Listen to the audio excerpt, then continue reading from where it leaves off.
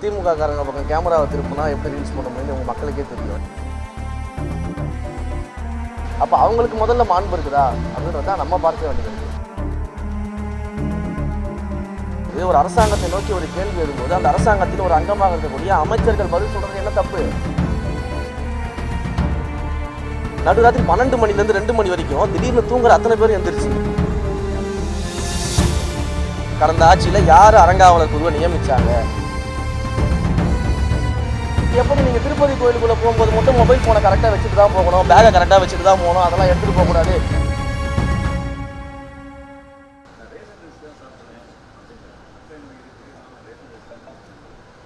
Ration அரிசி சாப்பிட்றேன்றதை அன்பிற்குரிய அண்ணன் திரு KN நேரு அவர்கள் சொல்லியிருக்கிறாங்க.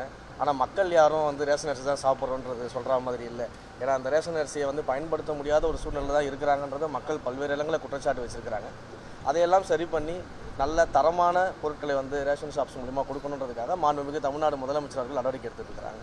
சட்டசபையில் அவை குறிப்பிலிருந்து நீக்குவது பற்றி நிறைய தீர்மானங்கள் நீக்கப்படுவ மாதிரி வார்த்தைகள் மாறிட்டு இருக்கு. பழைய இருந்த சட்டசபையில் அப்படிலாம் அவை குறிப்பிலே நீக்கிறதுக்கான வாய்ப்புகள் கம்மியாக இருக்கும்போது இப்போ ஜாஸ்தியாக தேவையற்ற வார்த்தைகள் நிறைய வருதான்.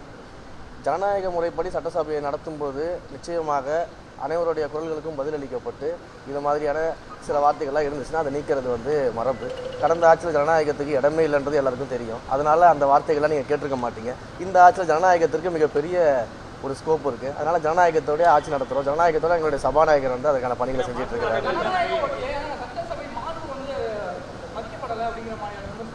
என்ன மதிக்கப்படலை? வேண்டுமென்றே ரீல்ஸ் எடுக்கிறதுக்காக நீங்க பேசுறீங்க. அதுக்கப்புறம் அவர் நீக்கிறதுக்கப்புறம் அதை திருப்பி கட் பண்ணி உங்களுடைய வெப்சைட்ல எல்லாத்தையும் ரீல்ஸ் போட்டுருக்கீங்க. திமுக காரங்க பக்கம் கேமராவை திருப்பினா எப்படி ரீல்ஸ் பண்ண முடியும்னு உங்கள் மக்களுக்கே தெரியும். ஏன்னா இங்கே நாங்கள் பேசிக்கிட்டு இருக்கும்போது நாங்கள் முதன்முறை சட்டமன்ற உறுப்பினர்கள் நிறைய பேர் சட்டமன்றத்தில் இருக்கிறோம். நாங்கள் மாண்போட கருத்துக்களாக முன்வைக்கிறோம். மக்கள் பிரச்சனையை பற்றி நாங்கள் முன்வைக்கிறோம். எல்லா விஷயங்களையும் பேசிகிட்டு இருக்கோம். அதே போல் எதிர்த்தரப்பில் இருக்கக்கூடிய கருத்துக்களுக்கு நாங்கள் பதில் சொல்லிக்கிட்டு இருக்கிறோம். ஆனால் இவங்க சட்டமன்றத்தில் எதிர்த்தரப்பில் உட்காந்துக்கிட்டு எந்திரிச்சு கூச்சல் போடுறது, ஒவ்வொரு வரிக்கு வரி கூச்சல் போடுறது, வரிக்கு வரி கத்திக்கிட்டு இருக்கிறது, அங்கேருந்து இறங்கி ஓடி வர்றது. இன்னும் சொல்ல போனால் நான் நேரடியாக பார்க்குறேன், சில முன்னாள் அமைச்சர்கள்லாம் பின்னாடி ரோவில் உட்காந்துக்கிட்டு எங்களுடைய இப்போ இருக்கக்கூடிய அமைச்சர்கள்லாம் பேசும்பொழுது தகாத வார்த்தையில் பேசுறது, அன்பார்லிமெண்ட்ரி வேர்ட்ஸ் யூஸ் பண்ணி பேசுறதுன்னு சொல்லிட்டு கிட்டத்தட்ட சட்டமன்றத்தை எப்படியாவது ஒரு சண்டை நடத்தி விடணும் அப்படின்ற ஒரு நிலவரத்தில் பார்த்தீங்கன்னா எதிர்கட்சிகள் செயல்பட்டுக்கிட்டு இருக்கிறாங்க. அப்போ அவங்களுக்கு முதல்ல மாண்பு இருக்குதா அப்படின்னு தான் நம்ம பார்க்க வேண்டியது இருக்குது. நம்ம ஒன்றும் தவறான வார்த்தைகளோ அன்பார்லிமெண்ட்ரி வார்த்தைகளோ நம்ம எங்கேயுமே பேசலையே.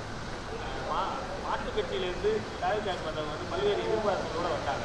அவங்களுக்கு எந்த விதமான சலுகைகளும் செய்யப்படவில்லை. அது சம்பந்தமாக என்ன பண்ண போறீங்க? எங்கள் மாண்புமிகு முதலமைச்சர் அவர்களையும் தளபதி அவர்களையும் நம்பி எங்களுடைய கட்சிக்கு வந்தவர்களுக்கு எந்த விதத்திலையும் எந்த குறையும் இல்லாமல் நிச்சயமாக அவர் பார்த்துப்பார். அதில் எந்த விதமான மாற்று கருத்துமே இல்லை.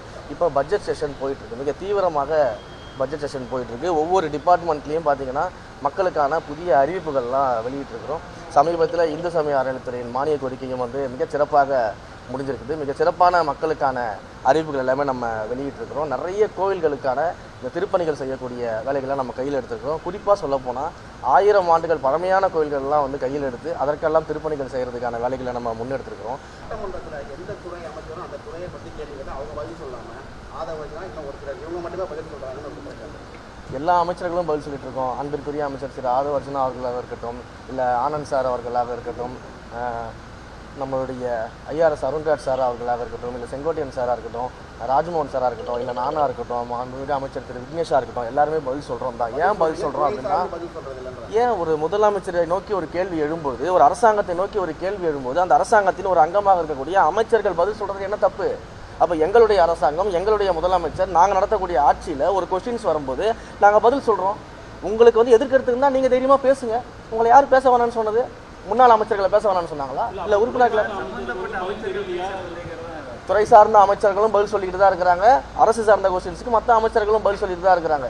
இங்கே பிரச்சனை என்னன்னா, கருத்துக்கள் சரியாக இருக்குதா, பதில் கரெக்டாக இருக்குதா, கேள்விகள் கரெக்டாக இருக்காதுன்னா பிரச்சனை. நம்ம ஒரு அனௌன்ஸ்மெண்ட் பண்ணுறோம். இப்போ HRNCயில் ஒரு அனௌன்ஸ்மெண்ட்ஸ் பண்ணுறோம். யாருமே இந்த ஒரு விஷயத்தெல்லாம் கவனிக்கிறதே கிடையாது. HRNCயில் அவ்வளோ அனௌன்ஸ்மெண்ட்ஸ் பண்ணியிருக்கிறோம். திட்டமிட்டு ஒரு பொய் பிரச்சாரத்தை திமுக நேற்று நடுராத்திரி 12 மணிக்கு எந்திரிச்சு பண்ணிக்கிட்டு இருக்காங்க. தெரியுமா உங்களுக்கு? நடுராத்திரி 12 மணிலேருந்து 2 மணி வரைக்கும் திடீர்னு தூங்குற அத்தனை பேர் எந்திரிச்சு ஒரு பொய் பிரச்சாரத்தை பண்ணிட்டு இருக்காங்க திமுகவில்.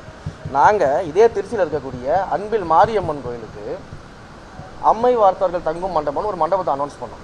அது எதற்கான மண்டபம் அப்படின்னா, அந்த கோவிலுடைய வழக்கப்படி பார்த்தீங்கன்னா அம்மை வார்த்தவர்கள் என்ன பண்ணுவாங்கன்னா, அது சரியாயிடுச்சுன்னா கோவிலில் வந்து தங்கி வழிபாடு செஞ்சுட்டு போவோம்னு வந்து வேண்டுதல் வைப்பாங்க. அப்போ அந்த வேண்டுதலுக்காக வரக்கூடிய பக்தர்களின் எண்ணிக்கை ரொம்ப அதிகமாக இருக்குது. தமிழ்நாட்டில் பல்வேறு இடங்கள்லேருந்து அங்கே வராங்க, ஒரு பிரசித்தி பெற்ற கோயில். அப்போ அதற்குன்னு சொல்லி ஒரு தனியாக ஒரு மண்டபம் இருந்துச்சுன்னா, அந்த மாதிரி அம்மை வார்த்தவர்கள் குணமான பிறகு இங்கே வந்து தங்கி தரிசிப்பதற்கான ஒரு பெரிய இனிஷியேட்டிவாக இருக்கும்னு அந்த மக்கள்லாம் கேட்டுக்கிட்டாங்க. அதன் அடிப்படையில் அந்த மண்டபத்தை அனௌன்ஸ் பண்ணோம். ஆனால் என்ன பண்ணுறதுனே தெரியாமல், எப்படி எதிர்க்கிறதுன்னு தெரியாமல், யார் ஐடியா கொடுத்தாங்கன்னு உண்மையிலேயே தெரியலங்க. நேற்று நைட்டு 12 மணிக்கு, நடுராத்திரி 12 மணிக்கு எந்திரிச்சு மொத்த திமுகவுடைய இணையதள உடன்பிறப்புகளும் என்ன பண்ணுறாங்கன்னா, அம்மை வார்த்தவர்களை போய் அந்த மண்டபத்தை தங்க வைக்கிறீங்களே, இந்த நோய் பரவிடாதா, மெடிசன்ஸ் வரலையா, இன்ஜெக்ஷன்ஸ் வரலையான்னு ரொம்ப அறிவாளித்தனமாக நடுராத்திரி 12 மணிக்கு அறிவை வெளியில் எடுத்து வச்சு இப்படி ஒரு பிரச்சாரத்தை நேற்று நைட்டு பண்ணிக்கிட்டு இருக்கிறாங்க. சட்டப்பேரவையில் இந்து சமய அறநிலைத்துறை சார்பாக அறிவிக்கப்பட்ட அறிவிப்புகள் நீங்கள் அறிவிப்பு முன்னாடியே சேகர் பாபு சார் சொல்லியிருந்தார். சபாநாயகர் ஆச்சரியப்பட்டார். எப்படி அவருக்கு தெரிஞ்சது? இதில் ஒரு முக்கியமான விஷயத்தை நீங்கள் கவனிக்கணும். மாண்புமிகு முன்னாள் உறுப்பினர் அவர்கள் வந்து பேசும்போது என்ன சொல்கிறாரு அப்படின்னா, என் மேலே எந்த தப்புமே கிடையாது, நாங்கள் வந்து ரொம்ப க்ளீனாக இருக்கிறோம், நாங்கள் ரொம்ப நீட்டாக இருக்கோம் அப்படின்லாம் சொல்கிறவர், இந்த ஆட்சியில் இந்து சமய அறநிலையத்துறையில் என்ன அறிவிப்புகள் வருதுன்னு தேடி அதை போயிட்டு வேவு பார்த்து கண்டுபிடிக்க வேண்டிய அவசியம் என்ன இருக்குது? நாங்கள் என்னென்ன வந்து விஷயங்களை வந்து விசாரிக்கிறோம், கோயில்களில் என்ன ஆடிட் நடத்துகிறோம், இதை பற்றியெல்லாம் ஏற்கனவே இருக்கக்கூடிய அதிகாரிகளை கையில் வச்சுக்கிட்டு அவர் விசாரிக்க வேண்டிய தேவை என்ன இருக்குது? தப்பே செய்யாதவங்க எதற்கு இன்னொரு ஆட்சியில் நடக்கக்கூடிய அரசாங்க விஷயத்தை தெரிஞ்சுக்கிறதுக்கு ஆசைப்படுறாங்க? முதல்ல அரசாங்கத்தினுடைய கான்ஃபிடென்ஷியல் விஷயத்தை ஒருத்தர் இது போல் தெரிஞ்சுக்கிட்டு அது சட்டமன்றத்தை பேசுறதே தப்பு கிடையாதா? அப்போ தன் மீது தப்பு இல்லைன்னா இதை தெரிஞ்சிக்க வேண்டிய அவசியம் என்ன இருக்குது? அவர் மீது வந்து உண்மையிலேயே அவர் வந்து எந்த விதமான தப்பும் பண்ணலை, க்ளீனாக இருக்குன்னா இதை தெரிஞ்சிக்க வேண்டிய அவசியம் உங்களுக்கு என்ன இருக்குது? மடியில் கனம் இருந்தால் தானே இந்த மாதிரி வேலைகள்லாம் பண்ண வேண்டியது இருக்கும். சம்பந்தப்பட்ட அதிகாரிகள் மீது நடவடிக்கை எடுப்பீங்களா? ஆதரவாளர்களாக வந்து அதிகாரிகள் இருக்காருன்னு சொல்றீங்க. அந்த அதிகாரிகள் நடவடிக்கை நிச்சயமாக இதை யார் செய்திருந்தாலும் அவங்கள கண்டுபிடிச்சி அவங்க மேலே நடவடிக்கை நிச்சயமாக எடுப்போம். இதில் எந்த விதமான மாற்று கருத்தும் கிடையாது. புரியுதுங்களா? அதே சமயத்தில் இவங்க எந்த அளவுக்கு வந்து தப்பு செஞ்சு அந்த தப்பு செய்யறதுனால பயத்தில் இருந்தாங்கன்னா, இந்த ஆட்சியாளரை கண்டுபிடிச்சிருவாங்க, நடவடிக்கை எடுக்கலாம்னு பயத்தில் இருந்தாங்கன்னா, இப்படி வந்து ஒரு டிபார்ட்மெண்ட்டுக்குள்ள என்ன நடக்குதுன்னு தெரிஞ்சிக்கிற அளவுக்கு இவங்க இறங்கியிருக்கிறாங்க. ஆனால் இவங்க எவ்வளோ தப்பு பண்ணியிருப்பாங்கன்னு சிந்திச்சு பார்க்கணும். இங்கே அதுதான் முக்கியம். அப்போ அவ்வளவு பயம் இவங்களுக்கு இருக்குது, நம்ம தப்பை கண்டுபிடிச்சிருவாங்கன்ற பயம் இருக்கிறதுனால நோண்டிக்கிட்டு இருக்கிறீங்க நீங்களும் சேர்ந்து இந்த விஷயங்களெல்லாம். அப்போ அந்த பயமே எங்கள் ஆட்சி கிடைச்ச முதல் வெற்றி. நாங்கள் நேர்மையாக நடைபெற்று இருக்கோம். நிறைய திருக்கோயிலில் வந்து அறங்காவலர் பணியில் வந்து அரசியல் பிரமுகர்கள் தான் அதிகமாக இருக்காங்க, உண்மையான ஆன்மீகவாதி அறங்காவலரை நியமிக்கணும்னு சொல்லி அர்ஜுன் சம்பத் சொல்லியிருக்காங்க. அப்போ இந்த கேள்விகளை நீங்கள் 5 வருஷத்துக்கு கடந்த ஆட்சியில் யார் அறங்காவலர் குழுவை நியமித்தாங்க, எதன் அடிப்படையில் நியமித்தாங்க, நேற்று சட்டமன்றத்தை சொன்னேன் இல்லையா, எதற்காக அறங்காவலர் குழுவில் இருக்கக்கூடிய உறுப்பினர்கள்லாம் என்கிட்ட வந்து என்னுடைய ஆஃபீஸை தன்னுடைய மனக்குமுறல்களை சொல்லிக்கிட்டு இருக்கிறாங்க அப்படிங்கிறத இதுக்கு முன்னாடி இருந்தார்ல அவர்கிட்ட போய் அதை நாங்கள் அறங்காவலர் குழு போடும்போது நீங்கள் பாருங்கள். இப்போ நாங்கள் 9000 கோயில்களுக்கு அறிவிச்சிருக்கிறோம்ல, நாங்கள் போடும்போது நீங்கள் அதை பாருங்கள். ஆட்சி வந்து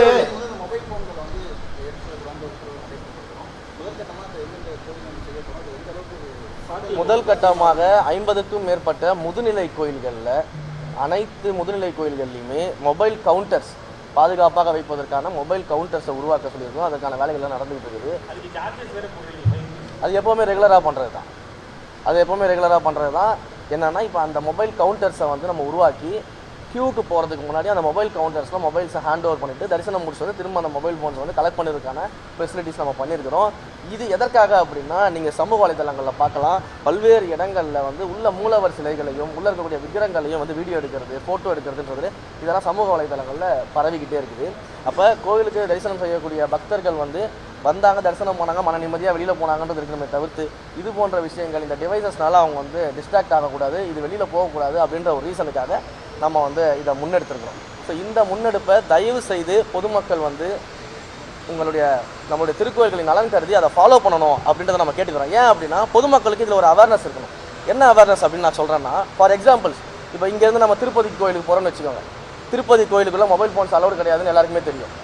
திருப்பதி கோயிலுக்குள்ளே போகும்போது நம்ம என்ன பண்ணுறோம், ஆட்டோமேட்டிக்காக மொபைல் ஃபோனை எடுத்து காரில் வச்சுட்டு போயிடுறோம், ஆட்டோமேட்டிக்காக மொபைல் ஃபோன்ஸ் வந்து ரூமில் வச்சுட்டு போயிடுறோம், ஆட்டோமேட்டிக்காக லக்கேஜும் மொபைல் ஃபோன்ஸாக கவுண்டரில் கொடுத்துட்டு போயிடுறோம். அங்கே போய் நம்ம க்யூவில் நிற்கிறோம். இங்கேயாவது 3 மணி நேரம் 4 மணி நேரம் வந்து கூட்ட நெரிசலில் நிற்கிறாங்க, க்யூவில் வராங்கன்றதுக்கே நம்ம என்ன பண்ணுறோம், ஒரே ஆர்ப்பாட்டம் பண்ணிடுறோம். 3 மணி நேரம் 4 மணி நேரம் க்யூவில் நிற்கிறோம், நிர்வாகம் சரி கிடையாது, கோயில் சரி கிடையாதுன்னு சொல்கிறோம். அங்கே 12 மணி நேரம் 16 மணி நேரம் ஆனால் கூட அமைதியாக நம்ம என்ன பண்ணோம்னா எல்லாத்தையும் பண்ணிகிட்டு இருக்கோம். பட் அந்த அளவுக்கு வசதிகளை மேம்படுத்தணும் அப்படின்றதுலையும் நம்ம ஒரு கண்ணாக தான் இருக்கும். அதுலேயும் நம்ம பார்த்துட்டு தான் இருக்கோம். வசதிகளையும் மேம்படுத்தணும்னு நம்ம சொல்கிறோம், அதையும் நம்ம பண்ணிக்கிட்டு இருக்கிறோம். ஆனால் எப்படி நீங்கள் திருப்பதி கோயிலுக்குள்ளே போகும்போது மட்டும் மொபைல் ஃபோனை கரெக்டாக வச்சுட்டு தான் போகணும், பேகை கரெக்டாக வச்சுட்டு தான் போகணும், அதெல்லாம் எடுத்துகிட்டு போகக்கூடாது, இப்படி தான் போகணும்னு ஒரு மைண்ட் செட்டுக்கு மக்கள் வந்துட்டாங்க இல்லையா? அதே மைண்ட் செட்டு தமிழ்நாட்டு கோயில்கள்லேயும் மக்கள் பின்பற்றணும்.